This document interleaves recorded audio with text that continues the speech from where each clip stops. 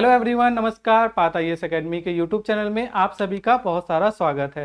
जैसा कि आप सभी जानते हैं कि हाल फिलहाल में G7 समिट 2024 इटली में आयोजित हुआ है। यह आपके एग्जाम पॉइंट ऑफ व्यू से बहुत ज़्यादा इंपॉर्टेंट हो जाता है। सीजीपीएससी मेंस की बात करें तो पेपर 2 यानी कि निबंध वाले पेपर में और पेपर 7 पार्ट 2 में यह बहुत ही इंपॉर्टेंट रोल प्ले करेगा। इसके अलावा सीजीपीएससी या सीजी व्यापम द्वारा ली जाने वाली हर एक वनडे एग्जाम में जो है यहाँ से ऑब्जेक्टिव क्वेश्चंस बन सकते हैं। इसके अलावा आप अगर सिविल सर्विसेज की तैयारी कर रहे हैं तो आपको पता होना चाहिए कि दुनिया में क्या चल रहा है, तभी आप करंट अफेयर से अपडेट रह सकते हैं। ठीक है, तो क्या क्या पढ़ने वाले हैं आज हम यह देखते हैं कि सबसे पहले देखेंगे भैया आखिर G7 है क्या।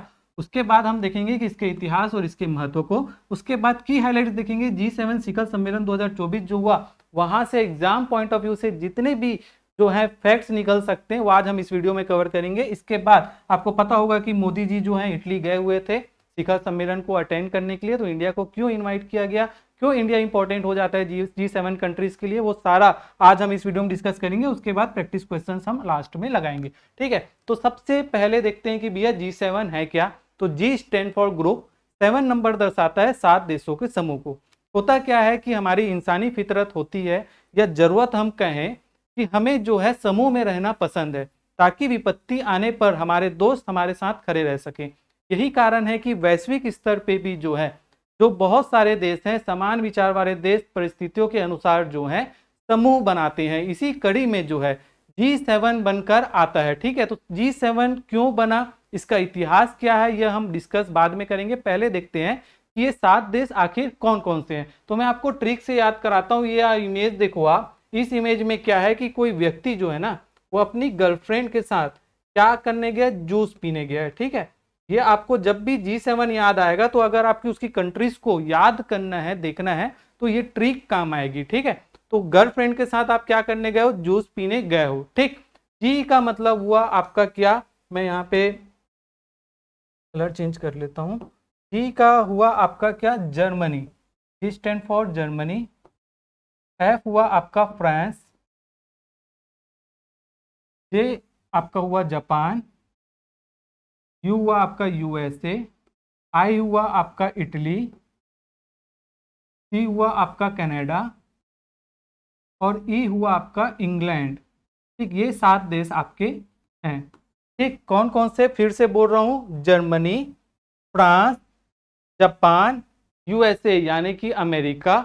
आई किसको स्टैंड करता है, इटली को। इंडिया मेंबर नहीं है, आपको याद रखना है, इंडिया G20 का मेंबर है, G7 का नहीं है। ठीक, सी आपका है कनाडा, चाइना मेंबर नहीं है, ये भी आपको याद रखना है। इसके बाद आपका ई स्टैंड क्या करता है, इंग्लैंड से। ये 7 देश आपका क्या है, G7 कंट्रीज हैं। इसका सिग्निफिकेंस क्या है भाई, क्यों इंपॉर्टेंट हो जाते हैं ये 7 देश, तो मैं आपको बताऊं। इनका जो पॉपुलेशन है आपका, इनका जो पॉपुलेशन है वो 10% कंट्रीब्यूट करता है पूरे वर्ल्ड का। पॉपुलेशन में 10% है, लेकिन हम इनकी इकोनॉमिक वेल्थ की बात करें तो 50% से 60% तक जो है पूरे वर्ल्ड का जो इकोनॉमिक वेल्थ है, आर्थिक संपदा है, वो कंट्रीब्यूट करता है ये 7 देश। इसलिए क्या हो जाते हैं, बहुत ज्यादा इंपॉर्टेंट हो जाते हैं।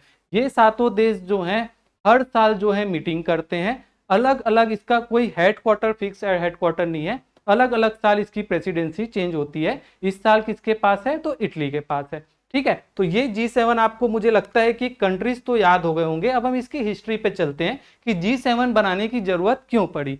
तो चलते हैं 1973 में। 1973 में क्या हुआ था, जो ओपेक और अरब कंट्रीज हैं उन्होंने क्या किया था, अमेरिका और यूरोपियन कंट्रीज पर क्या लगा दिया था, बैन लगा दिया था, ऑयल एम्बार्गो लगा दिया था। सरल शब्दों में मैं आपको समझाऊं तो तेल देने से, क्रूड ऑयल देने से मना कर दिया था।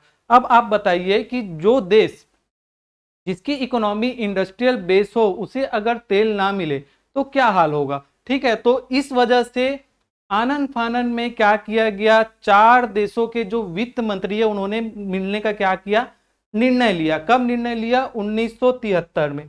कौन कौन से देश हैं, तो वो देश आपको पता होना चाहिए। सबसे पहला है यूएसए, फिर है आपका यूके यानी कि ब्रिटेन, उसके बाद है आपका जर्मनी और है आपका फ्रांस।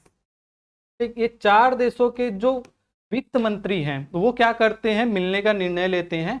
और अमेरिका में जो है रिचर्ड निक्सन, ये आपके कौन है, रिचर्ड निक्सन उस समय के जो तत्कालीन, उस समय के जो प्रेसिडेंट थे, वो जो है इनको बुलाते हैं और अपने जो व्हाइट हाउस है उसके लाइब्रेरी में इनकी मीटिंग होती है। इसलिए ये 4 देशों को क्या कहा जाता है, लाइब्रेरी ग्रुप कहा जाता है। ठीक है, ये बहुत ही इंपॉर्टेंट मैं आपको फैक्ट बता रहा हूं जो आपको कहीं नहीं मिलेगा। ठीक है, ये 4 कंट्रियों को लाइब्रेरी ग्रुप कहा जाता है क्योंकि व्हाइट हाउस के लाइब्रेरी में ये पहली मीटिंग करते हैं। ठीक, कौन कौन से देश, यूएसए, यूके, जर्मनी और फ्रांस।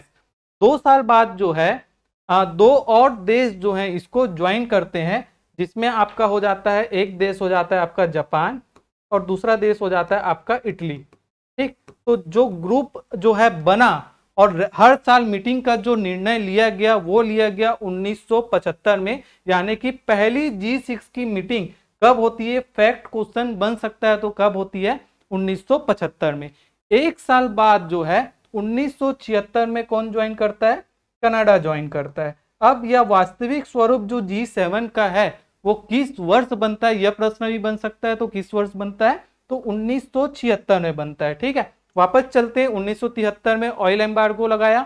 1973 में ही 4 देशों के वित्त मंत्री जो हैं मिलते हैं, जिन्हें लाइब्रेरी ग्रुप कहा जाता है। कौन कौन से देश, यूएसए, यूके और जो गर्लफ्रेंड वाला जीएफ है ना, ऐसे याद रख लो, जर्मनी, फ्रांस। ठीक, उसके बाद 2 और देश ज्वाइन करते हैं, जापान, इटली। 2 साल में दोनों देश ज्वाइन कर लिए होते हैं। और पहली जो है G6 की मीटिंग होती है 1975 में। फिर G7 जब 1976 में आते हैं तो कनाडा ज्वाइन करता है और G7 अस्तित्व में आ जाता है। 1998 में रूस ज्वाइन करता है और यह G7 क्या बन जाता है, G8 बन जाता है। तो सर आप तो अभी G7 समिट पढ़ा रहे हो और आप बता रहे हो कि रूस जो है 1998 में क्या कर लिया था, ज्वाइन कर लिया था। तो होता क्या है कि रसिया जो है वो यूक्रेन का एक शहर है क्रीमिया, उसमें अटैक करता है, जिससे ये जो 7 देश हैं ये बहुत ज्यादा नाराज हो जाते हैं और रसिया को 2014 में क्या कर देते हैं, सस्पेंड कर देते हैं, भगा देते हैं। और बाद में जो है रसिया जो है ऑफिशियली जो है G8 ग्रुप से बाहर हो जाता है और यह जो ग्रुप का जो स्वरूप है वापस G8 से हट कर क्या बन जाता है, अभी का जो G7 है वो बन जाता है। ठीक है, तो ये इसका इतिहास है। अब हम देखेंगे कि G7 समिट 2024 हुआ क्या। तो समिट होता क्या है, देखो समिट का मतलब होता है शिखर।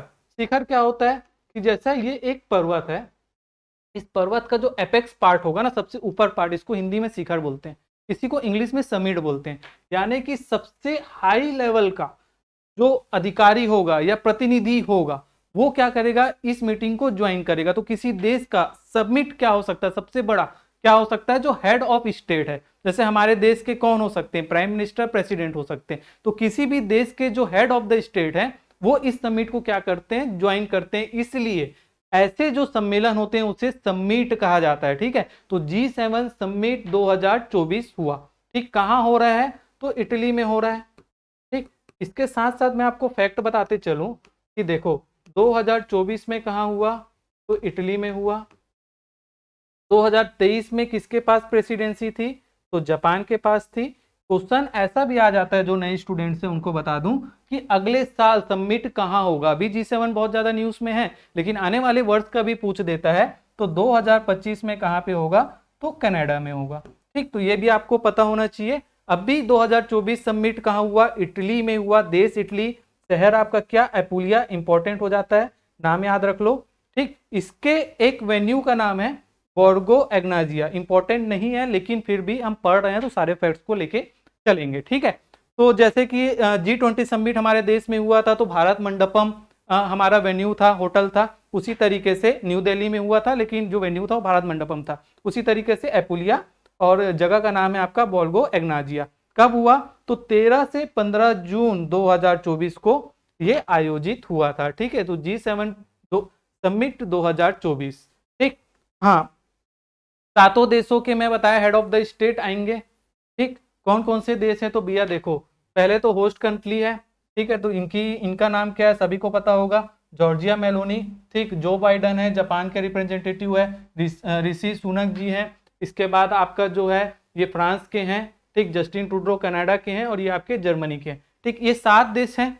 अब आप कहेंगे कि सर ये 2 लोग और कहाँ से आ गए, तो आपको ये पता होना चाहिए कि जो है G7 कंट्रीज के जो सदस्य हैं उनके जो रिप्रेजेंटेटिव तो आते ही आते हैं। इसके अलावा हर साल जो है यूरोपियन यूनियन का जो है हर बार जो है बाय डिफॉल्ट इनवाइटी होता है, यानी कि इनकी मीटिंग्स में यूरोपियन यूनियन के जो रिप्रेजेंटेटिव हैं वो हर साल जो है मीटिंग अटेंड करते हैं। हालांकि इनके पास प्रेसिडेंसी नहीं होता, यानी कि होस्ट नहीं करते ये कभी, लेकिन हर साल क्या करते हैं ये मीटिंग को अटेंड करते हैं। तो यूरोपियन जो काउंसिल है उसके हेड है, मैं नाम इसलिए नहीं बता रहा हूं क्योंकि इंपॉर्टेंट नहीं है, और यूरोपियन जो कमिटी है ना, यूरोपियन काउंसिल और यूरोपियन जो आपका कमीशन है उसकी जो रिप्रेजेंटेटिव है ये मैडम है। ठीक है, तो ये 7 और ये 2 इंपॉर्टेंट चेहरे मैंने आपको बताया। इसके अलावा आपको ये पता होना चाहिए कि बहुत सारे जो हैं आउटरीच नेशन आते हैं। आउटरीच कंट्री का मतलब हुआ है कि बहुत सारे देशों को इनवाइट करते हैं।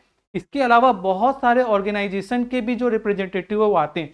कौन कौन से? तो एक तो आपका हो गया यूरोपियन यूनियन, मैंने बता दिया। इसके अलावा IMF, जो इकोनॉमी पढ़े उन्हें पता होगा, INF। इसके अलावा वर्ल्ड बैंक,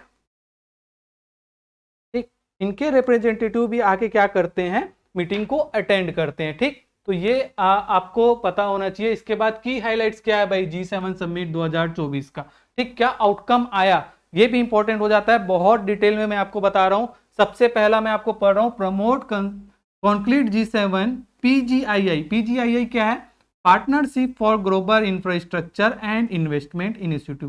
कुछ नहीं है, क्या किया जा रहा है, जो डेवलपिंग नेशन है और जो लो इनकम नेशन है और जो G7 कंट्रीज के लिए जो देश इंपॉर्टेंट है उनके इंफ्रास्ट्रक्चर के लिए देश क्या करेंगे, इन्वेस्ट करेंगे। ठीक है, तो ये पहला पॉइंट हुआ, ये आपके मेंस के लिए इंपॉर्टेंट हो जाता है, इसलिए मैं पूरा डिटेल में बता रहा हूं। दूसरा, support and promotion to India middle east Europe economic corridor. ये है क्या भाई? तो देखो, हमारा अभी जो है पिछले साल G20 की प्रेसिडेंसी इंडिया के पास थी और न्यू दिल्ली डिक्लेरेशन कहा गया, जो भी G20 का आउटकम था। उस डिक्लेरेशन में सबसे इंपॉर्टेंट जो बात बाहर निकल के आई थी वो आई थी India middle east Europe corridor. एक कॉरिडोर बनाया जाएगा जो इंडिया को गल्फ कंट्रीज के साथ और गल्फ कंट्रीज को यूरोप के साथ जोड़ेगा। क्यों बनाया जाएगा? तो देखो भाई, हमको क्या करना है, ट्रेड करना है। अब ये रोड से ट्रेड करना ना बहुत मुश्किल है, कनेक्ट करना है, क्योंकि देखो यहाँ पे कौन बैठा हुआ है, पाकिस्तान बैठा हुआ है और फिलहाल के लिए तो हमारे संबंध अच्छे नहीं है। ठीक, तो हम क्या कर रहे हैं, अब हम जो है पोर्ट के माध्यम से सी रूट बना रहे हैं। और देखिए यहाँ से क्या हुआ, UAE, और ये जो मिडिल ईस्ट कंट्री है यहाँ पे देखिए सी रूट भी है और रेल रूट भी है। तो मिडिल ईस्ट में क्या करेंगे, रेल रूट, जिसको इंडिया भी मदद करेगा। उसके बाद देखिए एक पोर्ट है इजराइल का, हाफा। उसके बाद जो है इसको 2 तरीके से डिवाइड किया गया है, एक आपका मिडिल ईस्ट, एक है नॉर्थ। तो मिडिल ईस्ट में इंडिया से मिडिल ईस्ट जुड़ेगा, गल्फ कंट्रीज जुड़ेगी, और नॉर्थ में गल्फ कंट्रीज को किससे जोड़ा जाएगा, यूरोप से जोड़ा जाएगा।